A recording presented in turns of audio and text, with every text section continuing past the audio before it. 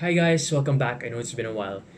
This time around, yung vlog na to, it's all about yung current predicament that we're in. So we're going to be talking about COVID-19 and this lockdown kung ano meron tayo ngayon here in our country. So I think one of the most important things we need to know about is how serious COVID-19 is.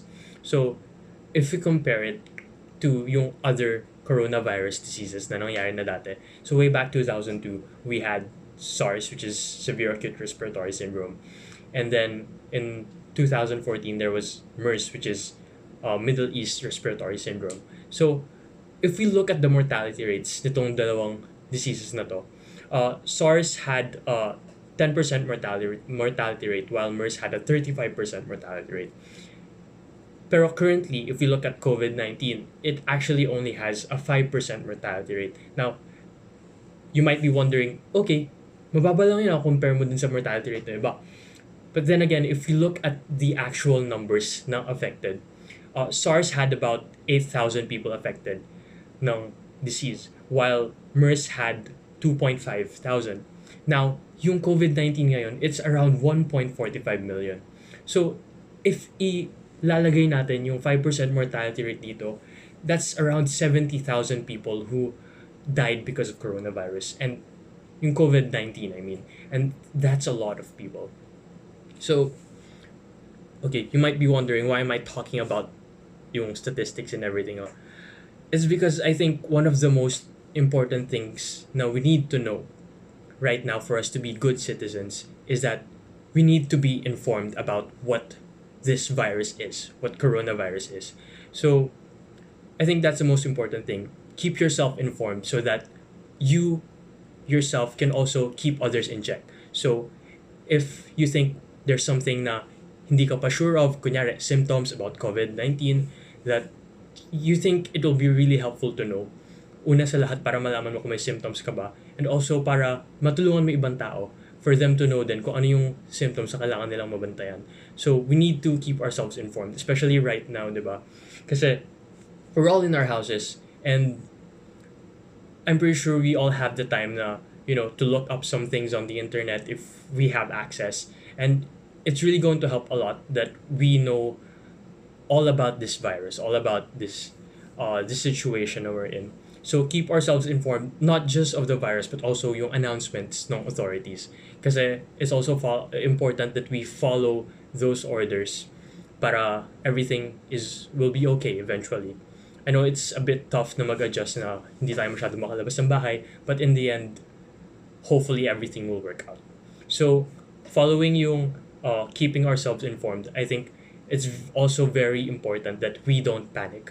Kasi mahirap mag-isip ng maayos rationally if we're panicking, if we're on the verge of panic. Kasi we know lately na kaya extend lang nung lockdown, so maybe a lot of people would be worrying about yung work, would be worrying about academics, paano na hihahabol, and all that stuff. Pero despite all of this, chaos, we should still remain calm for us to think properly through the situation. So following that, I think another way for us to be good citizens is to practice discipline. Discipline talaga, it's going to take us a long way. And naka-entail sa discipline na to, first is to yung sinasabi na social distance ourselves is very important. Kasi if we make sure to distance ourselves from other people, we can make sure na kung sila man meron, hindi tayo mahawa. And if tayo man magkaroon without us, without those symptoms showing pa, kung like hibernation stage pa lang siya, we have to make sure na not to spread the virus anymore than it already is. Kasi it's spreading like wildfire. Sobrang grabe ng pagkalat niya, and we really have to step up, really have to discipline ourselves para hindi na siya lumala as much as it is. So we have to help in flattening that curve. Next is to, yun nga, as I mentioned earlier, listen to officials. I know we're at the point na parang dinadoubt natin yung mga politicians natin, not just politicians, also yung just in general the people who manage all these stuff. Kasi parang wala namang nangyayari in a sense, at least for our country, di ba? We really, really have to listen pa rin. Kasi it's important to maintain this order para magkaroon ng progress. It may be slow, pero yun nga, sabi nila, slow and steady wins the race. And I think eventually we'll get there, di ba? So we have to listen to yung orders na as much as possible, we need to stay at home kung wala naman tayong kailangan gawin sa labas. Just discipline ourselves to stay inside our houses. And yun nga, I know there are times na kailangan natin lumabas, like we have to go for groceries and stuff like that. Pero whenever we do that, we just have to make sure to, yun nga, social distance ourselves and as much as possible, wear masks and wear gloves. Pero at the end of the day, let's always remember to follow yung proper hygiene principles. Kasi, yun nga, there's this video circulating on the internet na even if naka-gloves ka, kaya pa rin maka-transfer nung virus sa kamay mo through there's something they called it cross-contamination.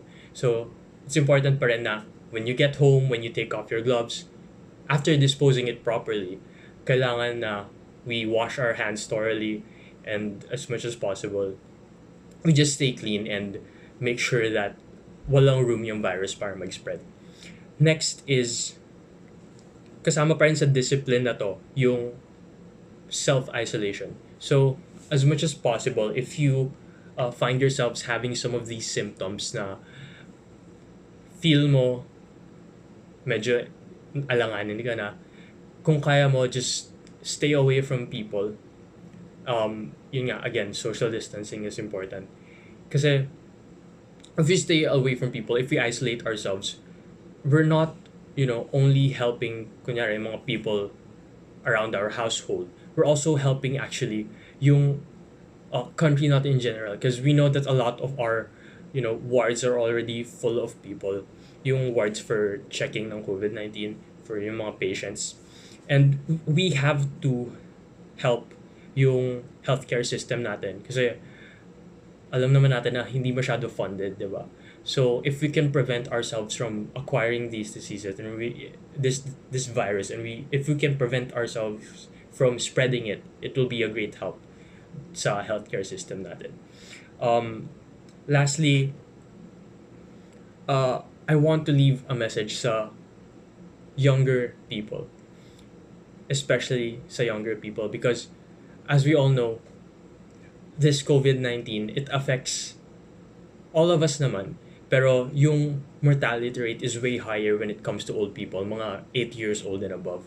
And because of that, we have to learn na kahit tayo man ng mga bata, kahit hindi naman mataas yung mortality rate sa atin, kahit alam naman nating healthy tayo, we should still make sure not to do anything na makakapagpaalanganin sa ibang tao. Especially if, you're living with your grandparents, if you went outside the house to buy groceries or stuff, when you get back, make sure to, practice yung proper hygiene, because it's in our hands din eh. So we have to be careful in what we do, because we wouldn't want to, contaminate, to infect din yung people, older people, kasi sila nga nasa alanganin. So as much as possible, if we, the younger generation, can discipline ourselves enough, it'll really come a long way in helping yung current situation natin dito sa Philippines. And lastly, is a reminder for everyone, keep yourselves healthy. So as much as possible, if you can exercise, there are a lot of home workouts naman na you can see in the internet, or as long as you're alone naman, as long as there aren't any other people, you can just go outside your subdivision or something and jog for a few minutes and then come back. Pero remember na rin na always keep yourself clean na rin whenever you get home, once you interact with the outside world. So ayun, stay healthy, eat healthy, and also as much as possible, sleep well din, kasi it's really important to keep your immune system strong. So ayun, that's my take on being a good citizen during this COVID-19 lockdown. So yun, stay safe everyone, stay informed, and see you pagkalabas natin ng lockdown.